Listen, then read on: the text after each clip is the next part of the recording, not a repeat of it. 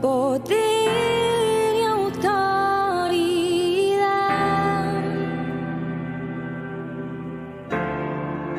La muerte venciste y nos diste libertad. Por tu sacrificio tengo la entrada ante el trono de gracia.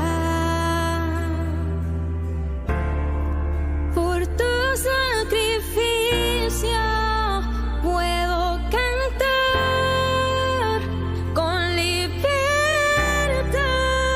Gloria al que resucitó. Gloria al Santo de Israel, al que en su trono está. Cantamos por siempre, Santo.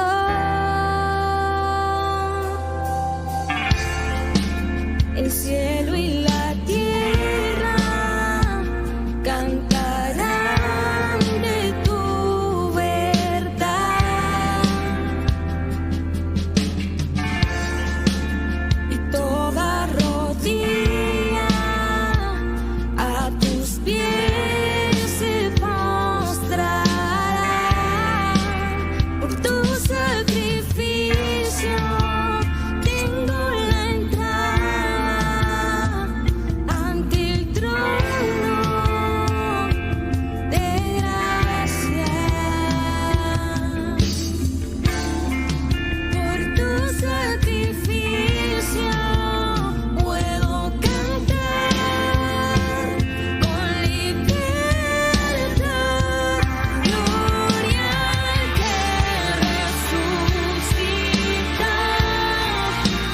Gloria al Santo de Israel, al que en su trono está.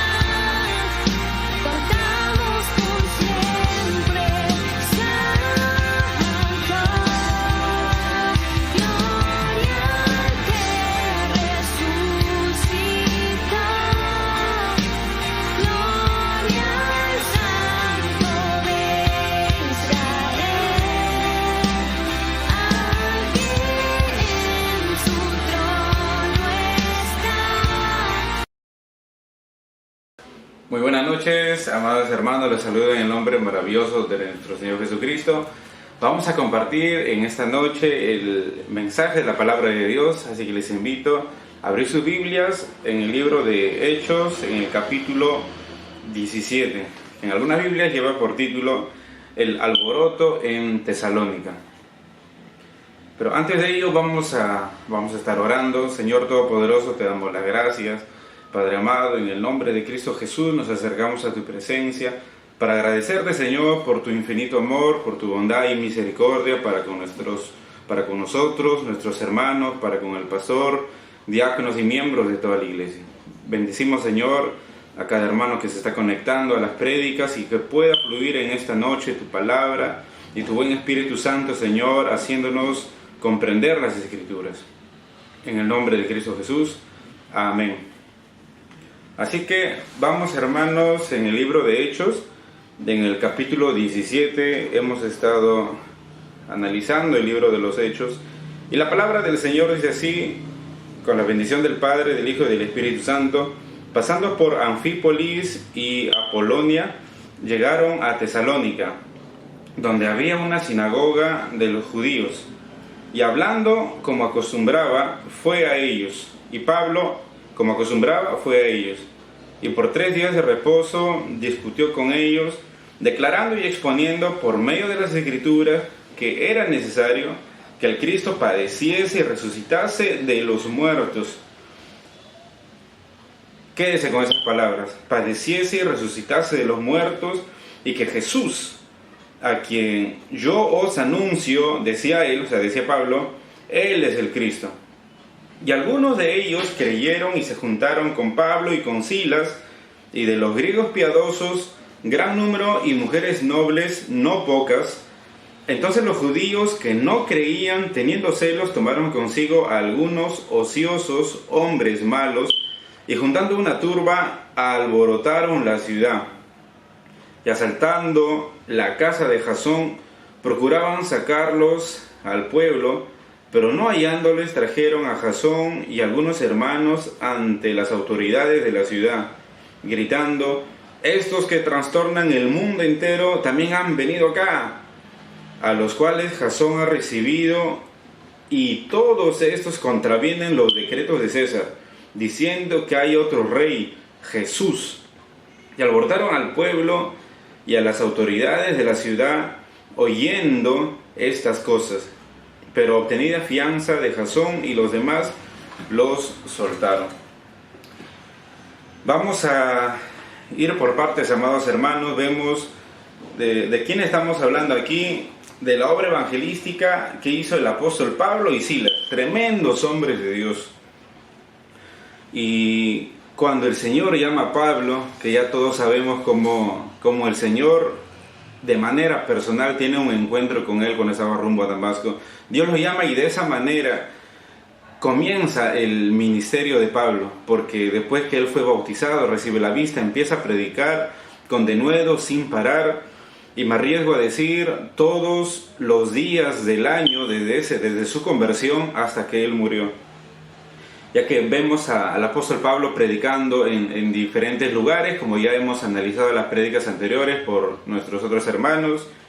Y en esta noche, Pablo llega a la iglesia de Tesalónica. Dice la palabra de Dios en el capítulo 17 del libro de los Hechos, en el verso 1, pasando por Anfípolis y Apolonia, llegaron a Tesalónica.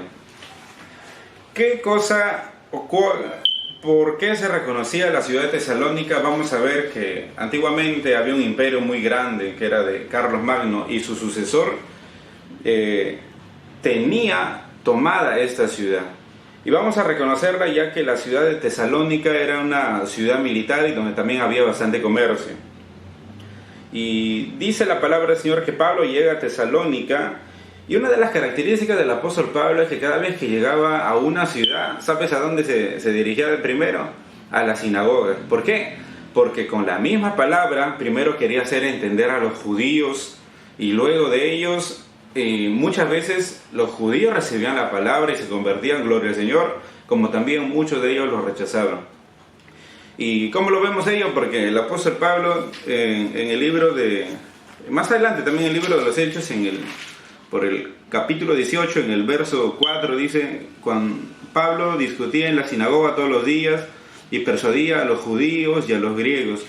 Cuando fue a Corinto, de la misma manera, y cuando iba a diversos lugares como Éfeso, Galacia, Tesalónica y otras ciudades más donde él llevaba el evangelio, iba directamente a las sinagogas para enseñar la palabra. Ahora, ustedes se sorprenden porque dice el apóstol Pablo fue a ellos y 3 días de reposo discutió con ellos. Eso puede ser sorprendente para algunos, que la palabra del Señor nos manda a que nosotros tengamos enemistades y podamos discutir con quienes los demás o con quienes aquellos que profesan una fe diferente a la nuestra. Pero llevada esta palabra, discutió en otra versión, dice las Escrituras, en la versión de la Nueva Traducción Viviente, que es razonar. Porque dice en esta versión: y como era costumbre, Pablo fue al servicio de la sinagoga y durante 3 días de descanso seguidos usó las Escrituras para razonar con la gente. Porque cada vez que nosotros, amados hermanos, llevamos la palabra del Señor, no es para discutir, no es para pelear, no es para nosotros exaltarnos que yo conozco más de Biblia que tu religión es una religión hueca y profana, que puede ser que usted tenga verdad, pero no es el hecho de que usted vaya con ese espíritu de discutir o de generar pleitos, porque la persona no le va a escuchar, y más que ganar un alma, pues va a perder a uno, porque se va a generar una enemistad. Entonces Pablo vemos que no discutió, sino que hizo entrar en razón con las Escrituras. Ahora, cuando el apóstol Pablo va a predicar a los judíos, y si en alguna vez usted también le toca hablar con un judío, tiene la oportunidad porque usted lo puede evangelizar, porque como todos ustedes saben que los judíos no creen que Jesucristo es el Mesías. Es más, los judíos aún están viviendo o ellos asumen que viven en el año 5000 y tanto, porque para ellos no existe un 2022 después de Cristo. Los judíos no consideran a Jesús como su Rey, Señor y Salvador. Pero acá dice la palabra que Pablo hacía entender, declarando y exponiendo por medio de las Escrituras, o sea, por medio de la Biblia, por medio de su palabra, que era necesario que el Cristo padeciese y resucitase de los muertos, y que Jesús, a quien yo os anuncio, decía él es el Cristo. El apóstol Pablo, con Biblia en mano, que en ese tiempo tenía, no se escribía el Nuevo Testamento, tenían el Antiguo Testamento, y algunos teólogos dicen que probablemente tenía esta versión, que es la versión de la Septuaginta, la cual usaron también los apóstoles y los discípulos en la época de Jesús, que es una traducción al griego del Antiguo Testamento. Pero bueno, Pablo predicaba, y si usted tiene la oportunidad de hablar con algún judío, ¿cuál es el texto clave o el texto que usted presentaría o utilizaría para poder presentar a Jesucristo como el Mesías? Me imagino que el apóstol Pablo habrá leído una porción de Isaías, ya que acá en Isaías 53 está justamente el sustento o el argumento de la prédica de Pablo, porque Pablo, cuando estaba exponiendo la palabra, él quería mostrar a los judíos que Jesucristo padeció y resucitó.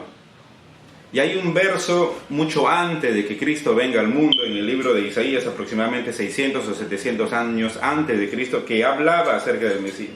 Y probablemente el apóstol Pablo estuvo leyendo esto, y les invito a que puedan tomar nota también del pasaje de Isaías capítulo 53. Desde el verso 3 en adelante dice: despreciado y desechado entre los varones, entre los hombres, varón de dolores, experimentado en quebranto, y como que escondimos de él el rostro. Fue menospreciado y no lo estimamos. Aquí está hablando, amados hermanos, del Mesías. Verso 4. Ciertamente llevó él nuestras enfermedades y sufrió nuestros dolores. Y nosotros le tuvimos por azotado, por herido de Dios y abatido.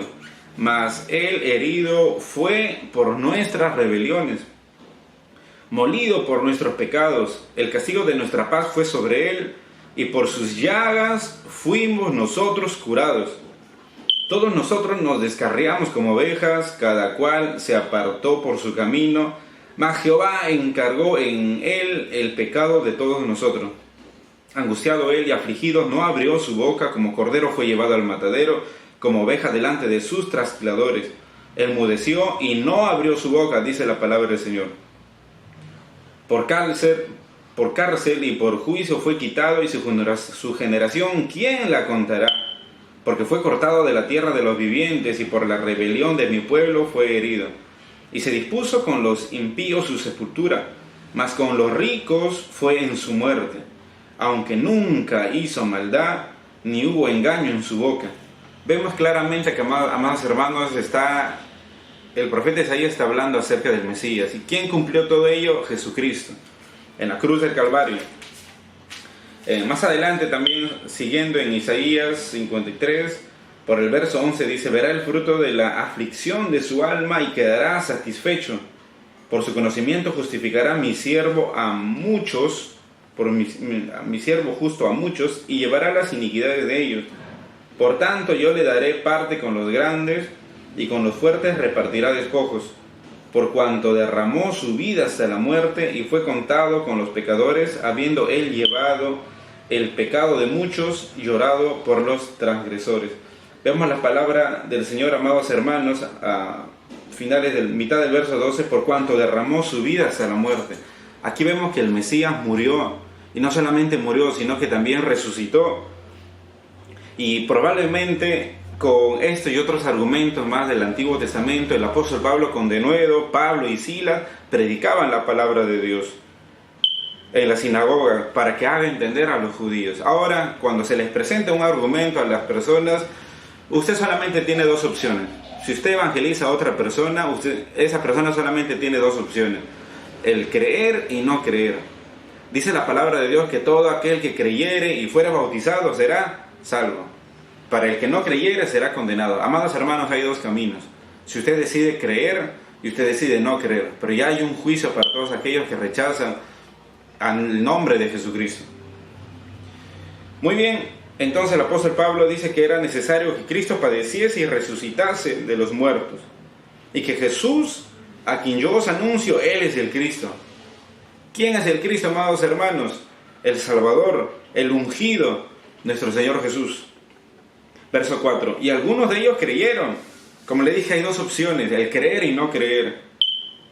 Y algunos de ellos creyeron y se juntaron con Pablo y con Silas. Entonces ya no solamente era Pablo y Silas, sino que también se estaban añadiendo más creyentes. Así como usted alguna vez se añadió a las filas del Evangelio cuando se le predicó, le dijeron: ¿quieres recibir al Señor Jesús como tu Señor y tu Salvador, como el Rey de tu vida? Amén. Usted dijo, usted se añadió, ahora usted es parte de la iglesia. Y algunos de ellos creyeron, se juntaron con Pablo y Silas, y de los griegos piadosos gran número, y mujeres nobles no pocas. En algunos manuscritos antiguos, cuando habla de mujeres nobles, están hablando de los hombres ricos, sus esposas. Estas mujeres nobles se añadieron en gran cantidad, porque dice no pocas. Verso 5. Entonces los judíos que no creían, teniendo celos, tomaron consigo a algunos ociosos, hombres malos, y juntando una turba, alborotaron la ciudad. Vamos a hacer un alto. ¿Qué cosa pasó con estos judíos que resistieron a la palabra de Dios y no creyeron?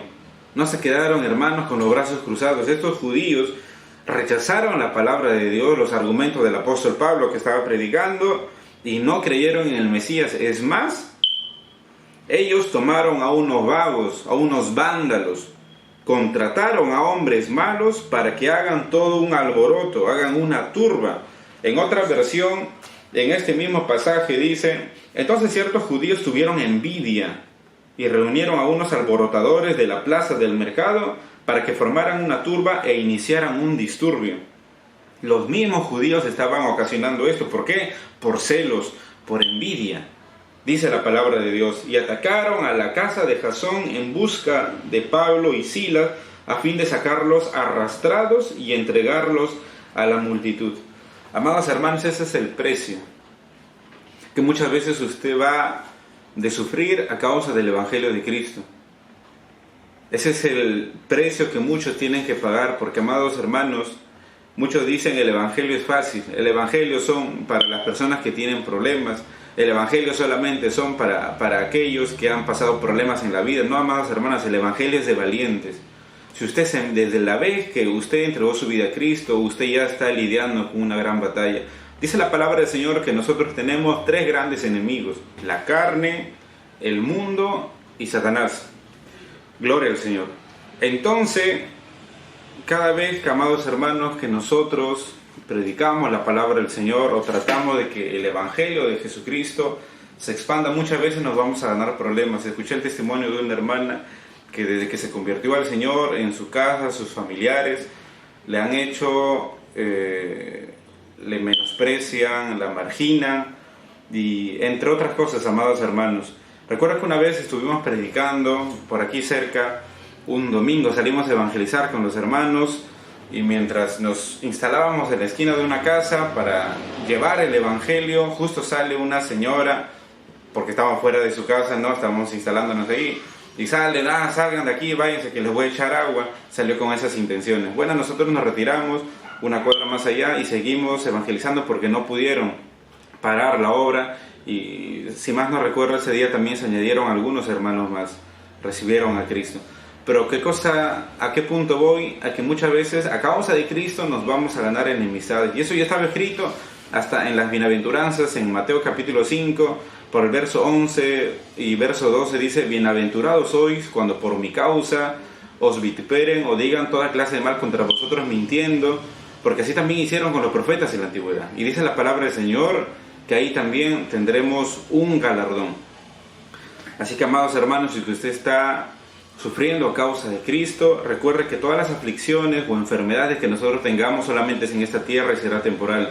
Más al lugar donde nosotros vamos, que está escrito en el libro de Juan, Proverbios capítulo 14, capítulo 15 dice que nosotros tenemos un lugar que no es aquí en la tierra, que es allá, porque Cristo dijo, donde yo estoy, yo quiero que ustedes también estén. Los problemas que usted pase, amados hermanos, aquí en la tierra, muchas veces no se podrán solucionar, como el apóstol Pablo, que tenía una enfermedad y por más que él oraba y sanaba a otros, la enfermedad que él tenía no pudo solucionarla, o Cristo no permitió la sanidad en ese momento. Pero ahí en el cielo, amados hermanos, hay tierra nueva, cielo nuevo, y dice las Escrituras que no habrá llanto, no habrá tristeza, no habrá enfermedad, sin importar el problema, proceso, dificultad que usted esté pasando, amados hermanos. Ponga su confianza en el Señor, que Él le ama. Y dice la palabra de Dios que Él tiene pensamientos de bien y no de mal hacia usted. Continuando con la palabra del Señor, Pablo y Silas se ganaron un tremendo problema, ya que estos hombres alborotadores vinieron a la casa de Jasón, que probablemente Jasón fue uno de los familiares de Pablo, ya que en el libro de Romanos, por el capítulo 16, verso 21 dice: os saluda Timoteo, mi colaborador, Lucio, Jasón y Sosípater, mis parientes. Da a entender que Jasón, que es quien le estaba hospedando a Pablo y a Silas, era un familiar del apóstol Pablo. Entonces fueron a la casa de Jasón para buscar a Pablo y a Silas, porque querían llevarlos a juicio, querían entregarlos al pueblo. En otra traducción, cuando se refiere al pueblo, se refiere al consejo municipal, ya que querían ponerle un juicio. Pero vamos a ver de qué difamaban a Pablo y a Silas. Pero no hallándolos, trajeron a Jasón y algunos hermanos ante las autoridades de la ciudad, gritando: estos trastornan el mundo entero, también han venido aquí. El término, hermanos, trastornan el mundo entero, ya era una construcción lingüística o una frase que se usaba en aquellos tiempos. Así como cuando hay marchas o revueltas por el centro de Lima y dicen: si no hay solución, la huelga continúa, como que son construcciones que vienen hechas o son de aquellas épocas. El término trastornan el mundo entero, dice en este estudio, trastornar el mundo entero es una frase que se usaba por los nacionalistas judíos que provocaban disturbios en el imperio, y en este caso se referían a la extensión del evangelio. Entonces estaban calumniando de que Pablo y Silas estaban trastornando el mundo. Verso 7: a los cuales Jasón ha recibido, y todos estos contravienen los decretos de César, diciendo que hay otro rey, Jesús. Y decir, amados hermanos, que había otro rey aparte del César era una falta gravísima, políticamente hablando o judicialmente hablando en aquella época. ¿Por qué? Porque no se debiera levantar otro gobernante, ya que podría ser un golpe de estado. Así que acusaron a Pablo y a Silas de que ellos están trastornando el mundo, ya que hay otro rey y ese rey se llama Jesucristo. Verso 8: y alborotaron al pueblo y a las autoridades de la ciudad, oyendo estas cosas, pero obtenida fianza de Jasón y de los demás, los soltaron. Hermanos, la palabra del Señor nos muestra que Pablo y Silas no quedaron ahí. Por más que se levantaron personas en contra del evangelio de Jesucristo o en contra de la predicación que ellos estaban dando, en ningún momento ellos fueron amedrentados. En ningún momento ellos cruzaron los brazos y dijeron: bueno, las personas se incomodan cada vez que predicamos, entonces quedémonos en nuestras casas de brazos cruzados, como hay muchos por ahí. Pero el apóstol Pablo no. Y me viene a la mente este verso de Lucas capítulo 9, verso 63, que dice que todo aquel, después de haber puesto su mano en el arado y mira hacia atrás, no es parte de entrar al reino de Dios. Cuando usted vino al evangelio, amados hermanos, y usted empezó a formar parte ya de la iglesia de Cristo, siga adelante, no se desanime. No creo que los problemas que usted esté pasando sean nuevos para el Señor. El apóstol Pablo, más adelante en una de las cartas que envía a las iglesias, dice que él fue castigado, fue azotado, naufragó en 2 ocasiones, le picó serpiente, fue apedreado, lo sacaron casi muerto de la ciudad, fue humillado. El apóstol Pablo encarcelado cuántas veces.